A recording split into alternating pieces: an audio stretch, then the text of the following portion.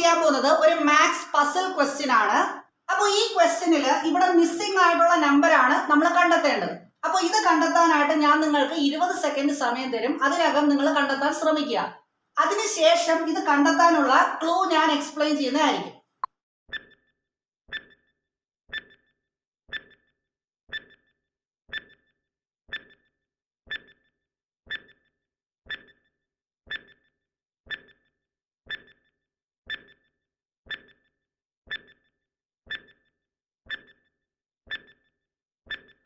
ഇവിടെ 12ന് തൊട്ട് താഴെയുള്ള നമ്പറാണ് 143. ഈ 12 143നെയും നമുക്ക് എങ്ങനെ കണക്ട് ചെയ്യാന്ന് നോക്കാം.